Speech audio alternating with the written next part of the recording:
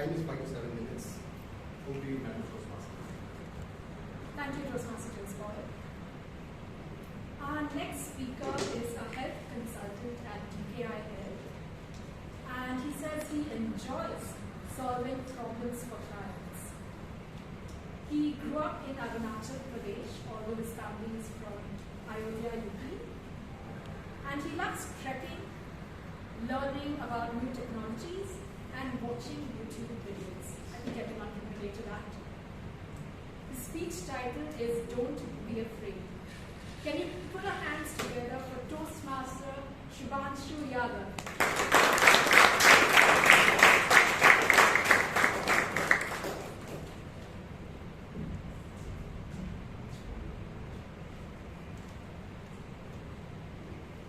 So, good evening, Toastmasters and honored guests.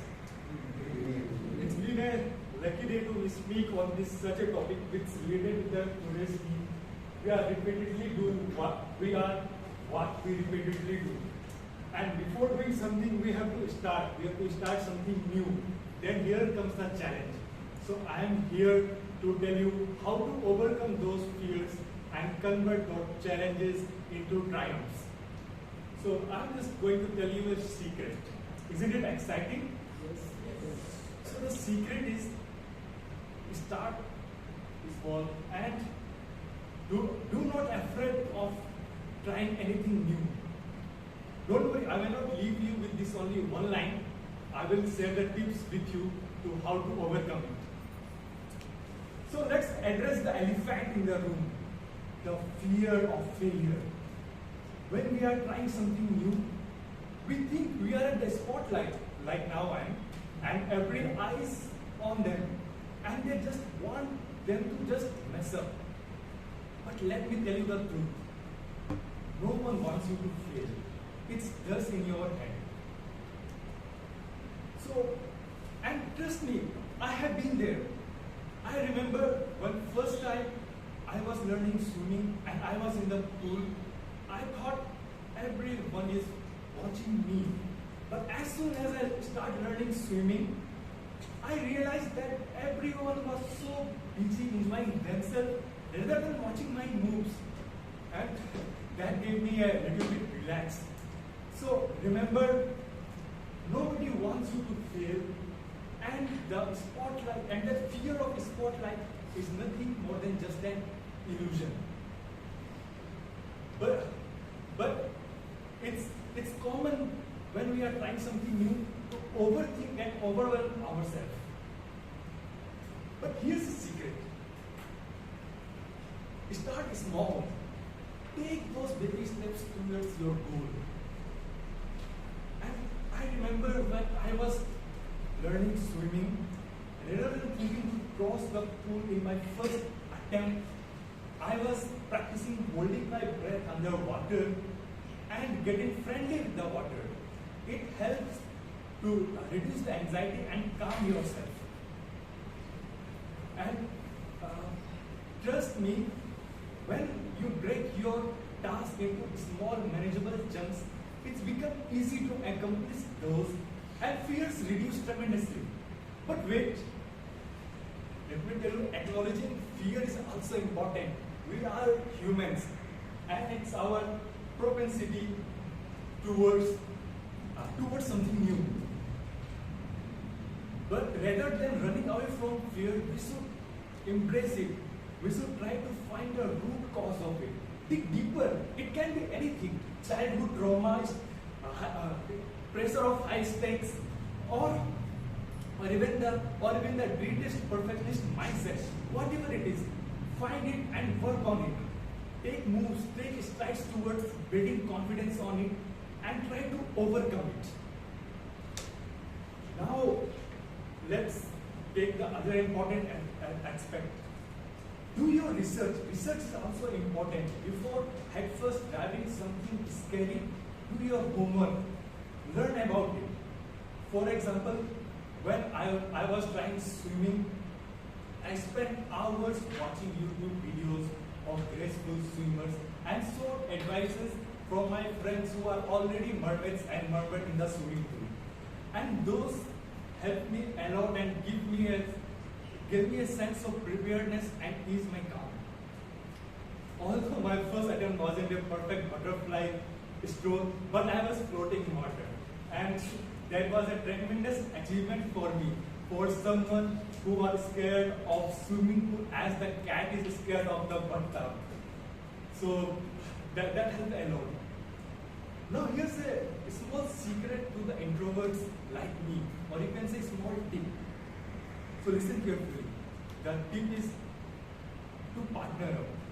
To partner up with someone who shares the same feeling, or in the family member who has already accomplished what you are striving for. Research says the loneliness increases the anxiety and stress levels. And you don't want it, do you? So, do partner up with someone who shares the same fear or he has already accomplished them. Seek their advices, seek their knowledge, and enjoy the journey together. I remember when I was on my journey to become a swimmer, I partnered with my swimming savvy friends. Their help and guidance made those initial contact with the pools less intimidating. And those synchronized belly pose were just for laugh.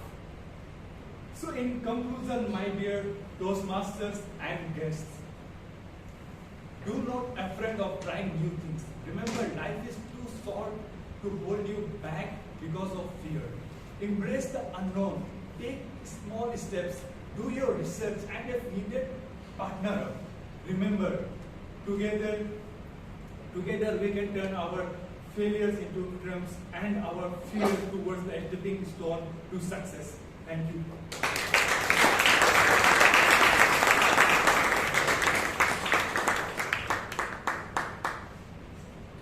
Thank you, Toastmaster Shivanshu. I just realized we have so much in common. I remember being terrified when I started swimming. And I also realized that the both of us do watch swimming videos to learn techniques properly. Good to see that we have so much in common. Thank you for telling us about, talking about facing our fears. Our next speech is being evaluated by Toastmaster Alan, who is someone who likes making people feel at home. He manages homestays. Toastmaster Alan, can you read out the speech guidelines? The purpose of this project is for the member to clearly define how Toastmaster envisions mentoring. It is also for the member to share some aspect of a previous experience as a protege. Timer, please note it's 5 to 7 minutes. Thank you, Toastmaster Alan. Our final prepared speaker for today is an aeronautical engineer by profession. He is trying to join the armed forces. He loves reading and watching mythology and fiction. And he also loves traveling. I remember him saying, I only travel 6 times a year. And I think all of us are like, this is so much traveling. Toastmaster Vishal Vasant Kumar is our next speaker. His title is It's a Lighthouse, a Beacon That Guides. Toastmaster Vishal.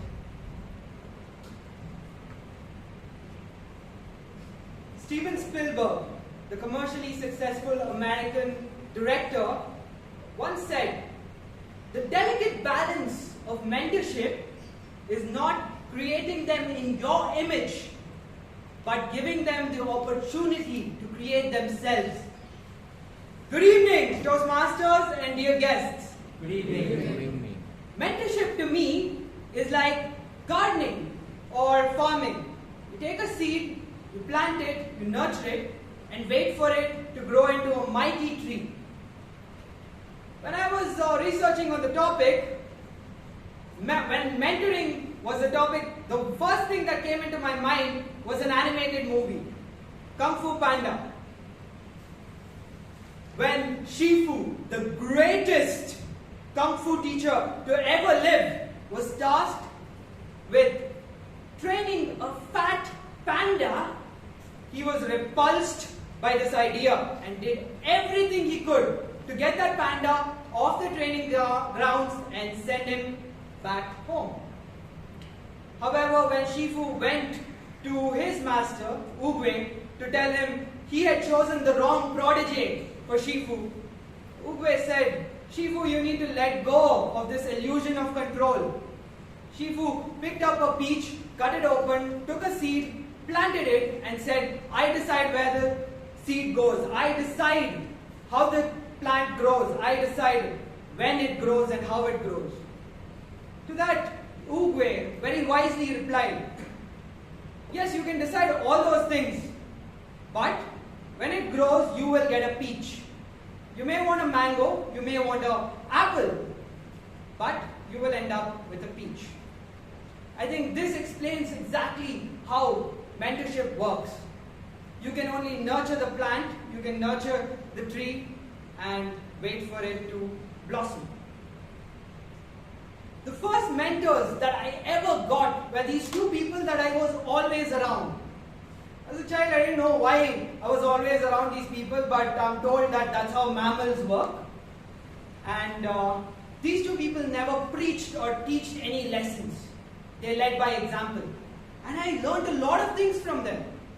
I learned the importance of money, assertiveness, boldness, and even kindness. They taught me by example. And they let me become the person I am today. The people I'm talking about are my parents. As I grew older, in my teenagers, I started watching a lot of TV. Now, in all of the stories, I found one singular thing to be common. It didn't matter if the person was the protagonist or if he was the antagonist. He always had someone to guide them. Luke Skywalker from Star Wars had Obi-Wan Kenobi, and his dad, the big bad wolf of the story, had Emperor Palpatine to guide him. They illuminated his path and let the prodigy figure his goal out.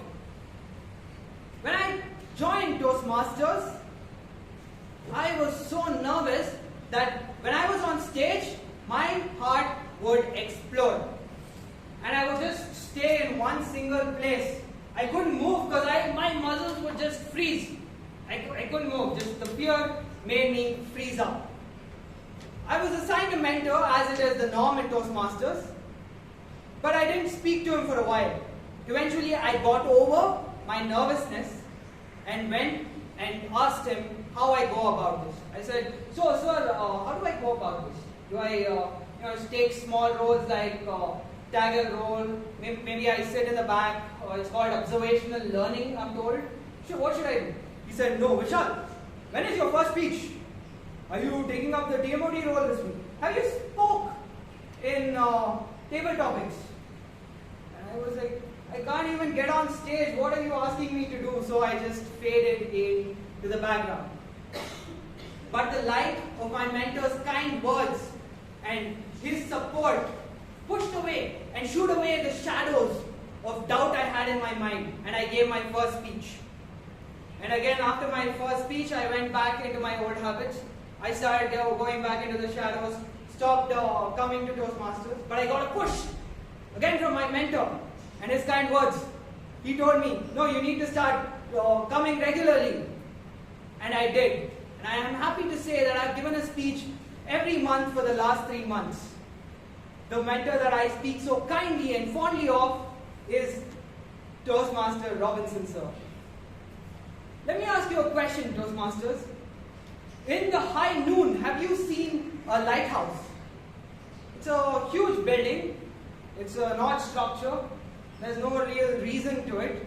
And it probably takes a lot of money to build, maintain, and you need to pay someone to stay there and turn it on and off. And why do you even need it? I mean, we have the natural light of the sun, and you want to take this artificial light, you can't even see it in the daylight. It seems illogical. But as soon as the sun sets and darkness comes in, That's when you understand why you need a lighthouse. The lighthouse illuminates your path. It doesn't navigate for you, it illuminates. And that is what a mentor is. Thank you, Toastmasters, and over to you, Toastmaster of the Day.